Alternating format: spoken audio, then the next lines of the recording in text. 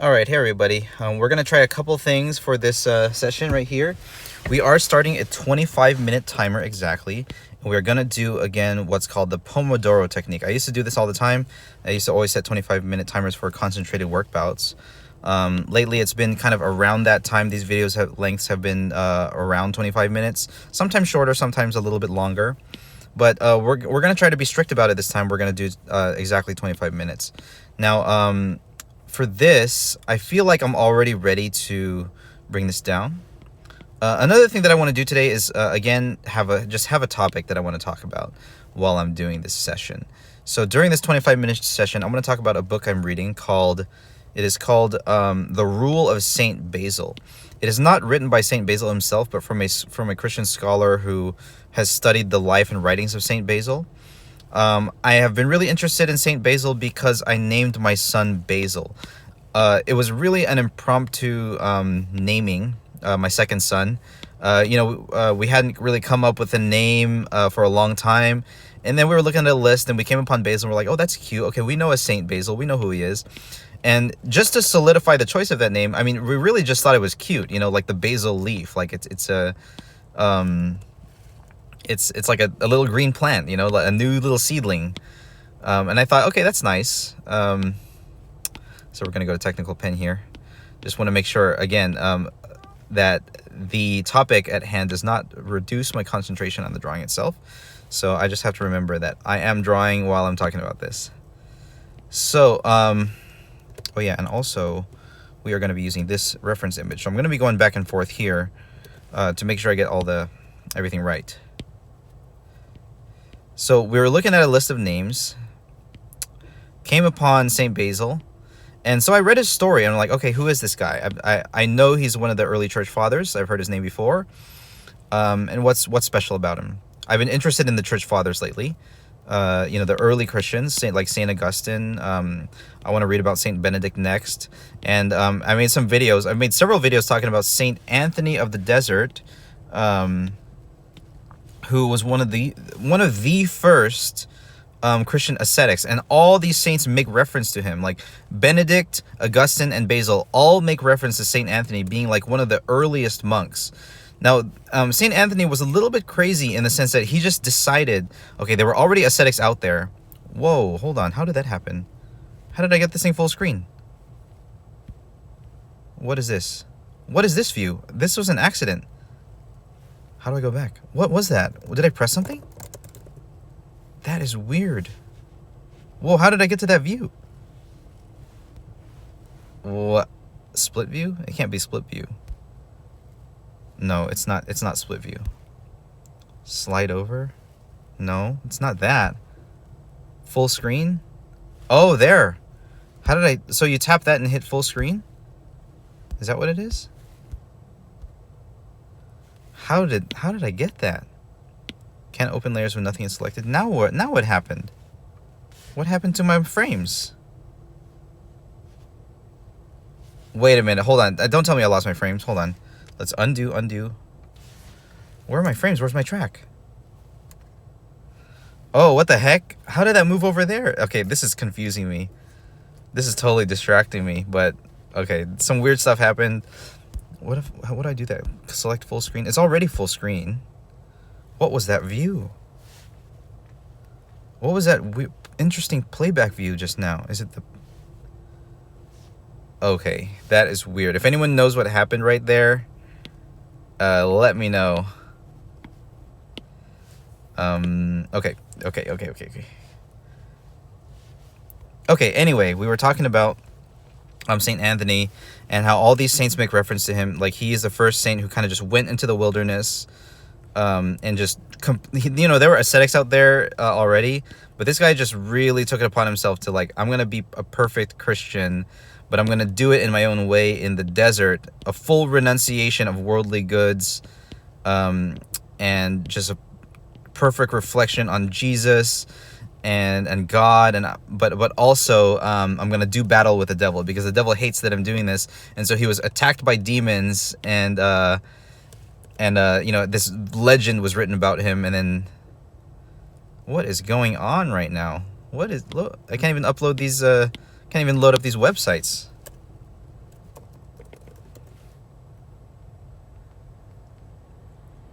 I'm getting some weird errors or weird happenings during this Pomodoro session. Okay, now that's loading. Okay, this is what we wanted. There we go. Okay. So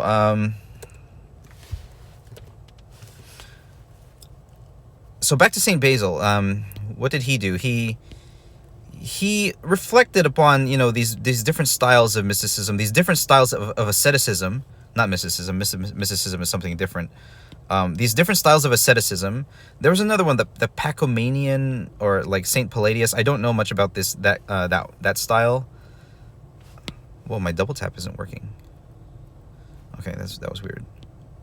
I'm getting some lag, I guess. Okay, we'll put the eye right there. Whoa, am I having RAM issues?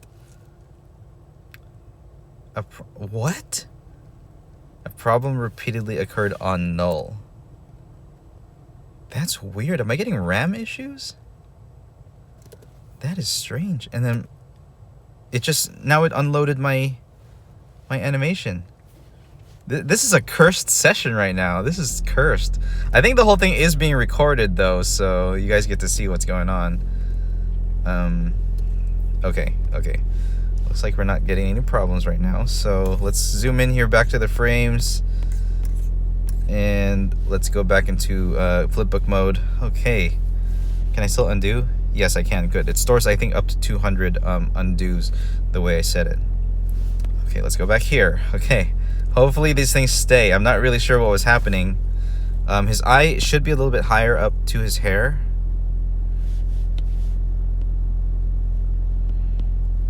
And then he has, as usual, his stern Killua face. His eyebrow is kind of showing right here. Not too serious. Oh no, that's not an eyebrow right there. That is actually an action line. So his eyebrows are not showing. So let's stay faithful to that. Let's not show an eyebrow, just his eye. And up here we're gonna do his eye looking up straight at his opponent.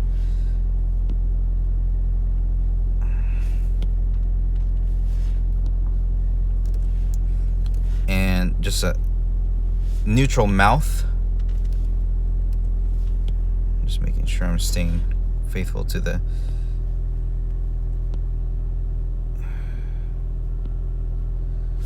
wait, hold on, it was fine as it was. Actually, no, yeah, we can upturn the nose a little bit.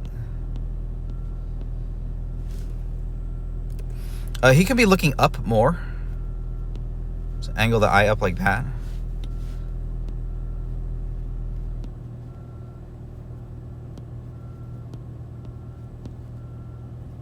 I don't want the eye to look droopy.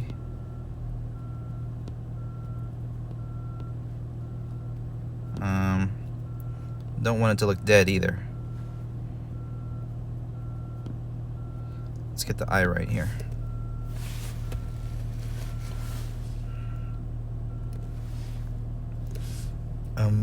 His head is turned much more to the side. His eye is actually a lot more forward here. Yeah, his eye is more forward.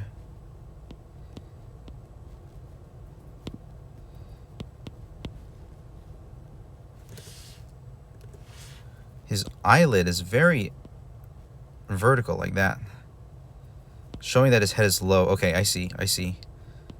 Okay, I see Togashi.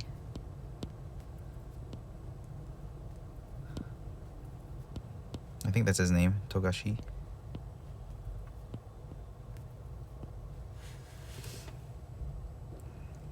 Okay. Let's get the hair in there now.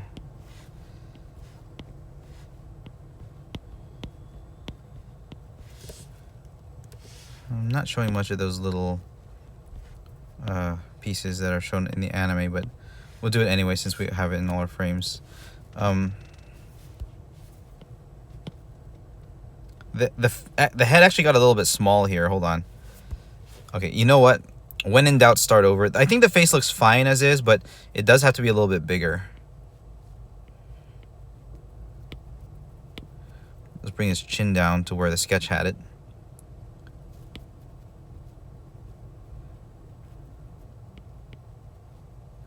There. and an eye here. There, that looks okay. That looks better.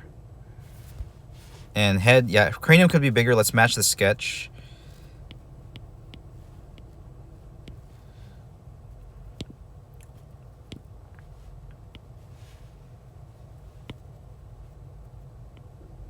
Okay.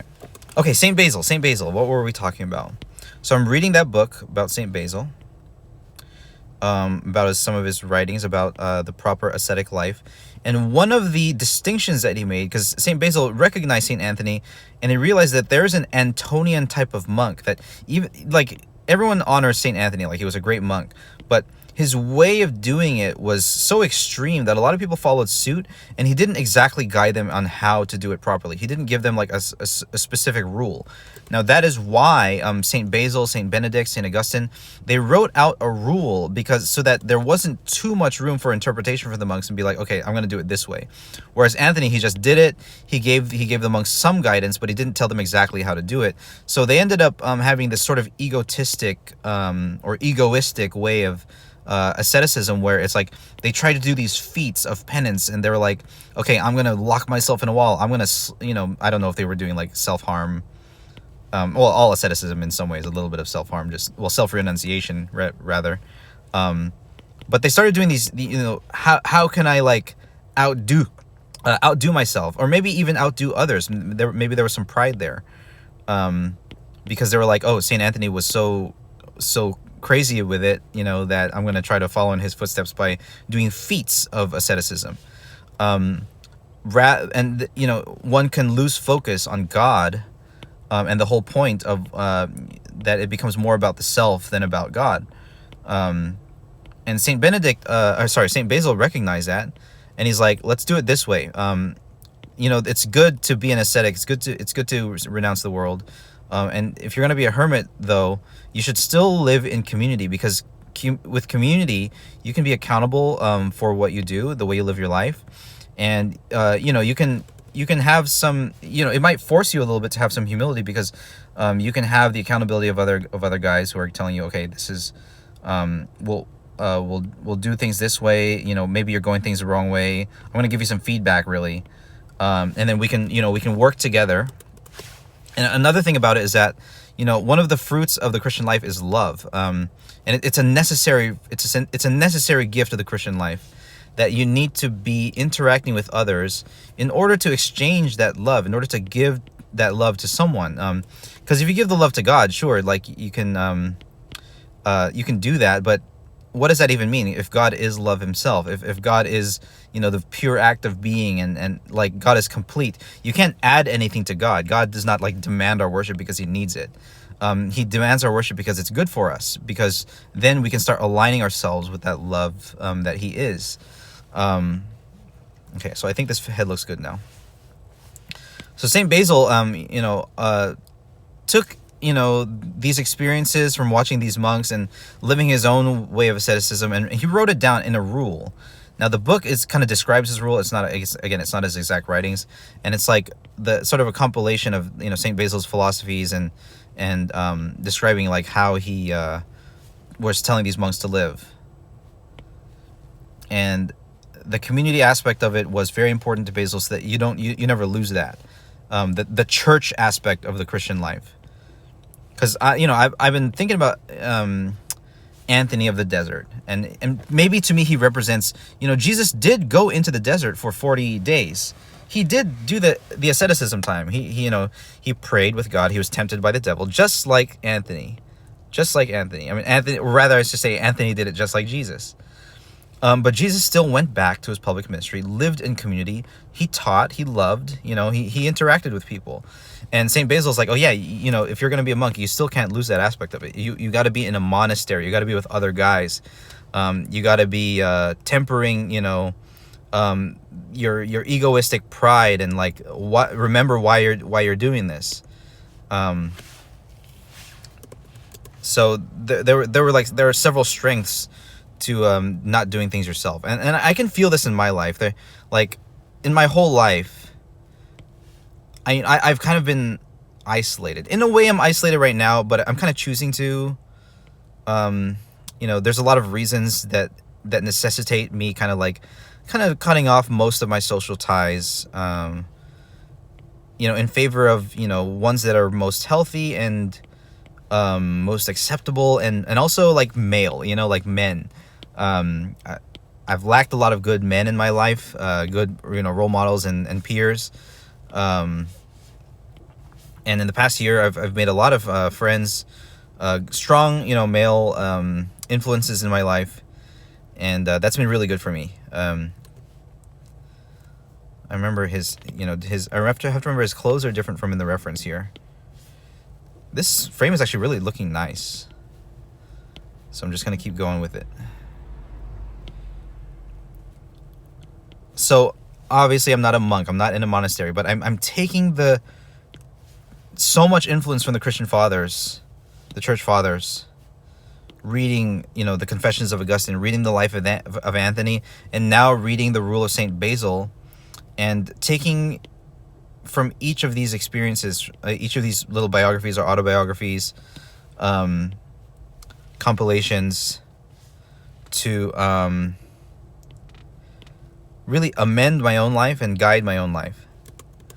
So, have I been living like the more Saint Anthony-like life lately? In a way, sort of. I gotta keep his thumbs kind of thin. I'm really gonna match the pose. We're gonna copy here. Copy the masters, as they say. And who are the masters? Are they Da Vinci? Raphael, Rembrandt? For me, right now, Togashi, Oda, Kishimoto, Toriyama, the mangaka. And also Bengus and Akiman, a couple of my favorite artists from Capcom. I always try to emulate their styles when I'm doing fighting game stuff. But spiritually, that's career-wise, but spiritually, who are my masters? Right now, obviously Jesus, Augustine, Basil, Anthony, Peter, Peter, a more simple, heroic man, but I want to follow these guys, learn from them.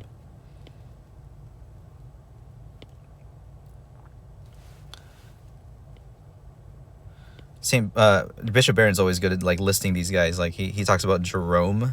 I don't know much about Jerome. I know he had a big influence on the Bible. Is his pinky showing at all? Not really. There's just a slight change in angle of the fingers here. There is lag happening right now, which is kind of weird.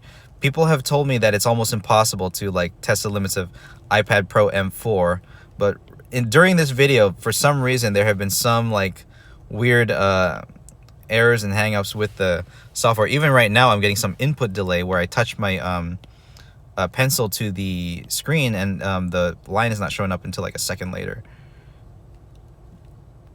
And I'm not pre-visualizing, so that's probably why I'm having trouble getting this hand right. Why are the lines not showing up? Okay.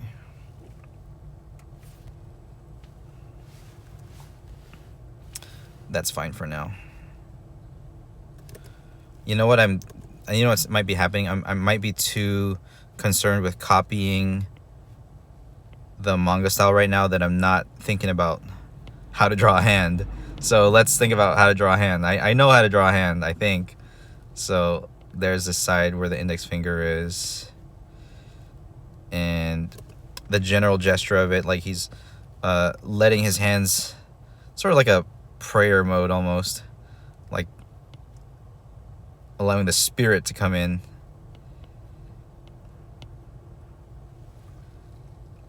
Oh, you know what it is?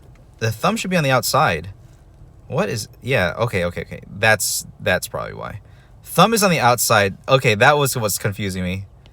There's the index finger. There are the other fingers.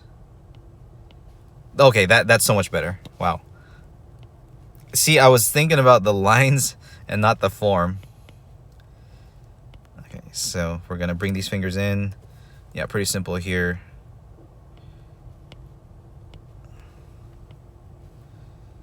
Like that. I think it's fine like that. It doesn't have to be too complicated when we do the animation. You don't see this for very long. Get some folds in the shirt, and then the pants right here, probably right there.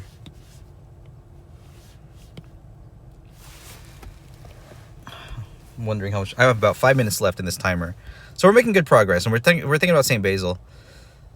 Saint Basil and his rule, living in community. That I think that's all I really wanted to say. Like that I just read that little chapter on living in community, because you know it is a great contrast from Anthony's way of asceticism, being in a monastery rather than a cave, having men to work with, to pray alongside, to sing with, you know, to experience joys and sufferings with.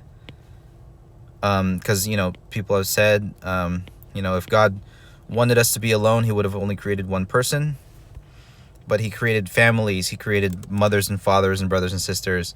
He created extended families. He created church buildings, congregations. You know, he created this. So why do anything alone? I mean, there are times when you need to retreat in order to renounce the world and, you know, attachments and connections, in order to pursue God. But then what is God but the sheer act of being and the perfection of being love? You know, you have to return to the beloved, you know, who is God is love. He is the lover. He is the beloved. He's all of it. But he created people and things for us to love, and we can go back into that world after our retreat and return to love. So yeah, keep the pants a little baggy here, just kind of like throwing lines in. Yeah, keep the pants a little bit baggy. I don't want his legs to get too long. Yeah, I think this should be, I should honor his knee that I drew right there, and then the other knee is like about right there.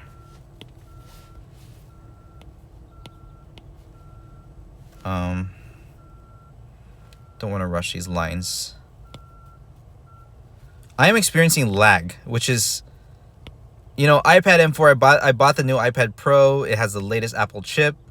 It's supposed to be really powerful. People told me you can't possibly test the limits of it, but I'm running into some limits right now, and I'm not sure what's causing them. I don't think I'm running too many programs right now. Could be, you know what? Oh, you know what it is? I'm on low power mode. That's what it is. If I turn off low power mode, I'm sure it's gonna stop lagging. I'm pretty sure. Yep. Okay, that's what it was. Low power mode, like it was reducing the full capacity of the iPad's chip, I think. So what was happening is like those RAM issues and the lag issues. Well, also my double tap is like not working strangely. That's weird. You know what? We're still experiencing lag even when we turned off low power mode. So there's an issue right now. I don't know what it is, but we'll figure it out. We'll find out. Okay.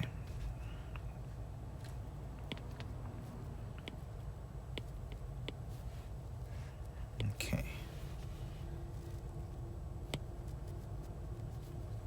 Pre-visualize. Pre-visualize. Where are his pants? Right here.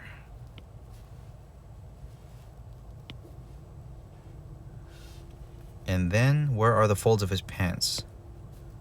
Right here. Right there. And then it's gonna start folding right here. Like that. Fold should actually be lower.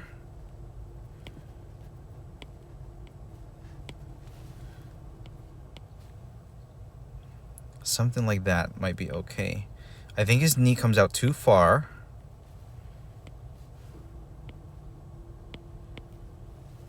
And there might be too much folding. The pants are loose, not,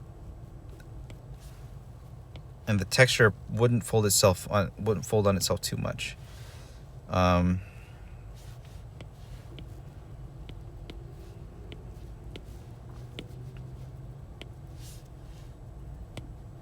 Not too baggy.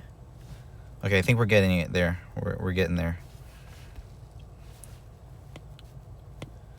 Okay, so I got like no time left, and I'm going to talk more about community here on YouTube in the next video.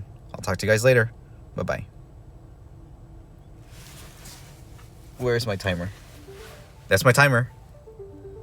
All right. Talk to you guys later. Bye-bye. God bless.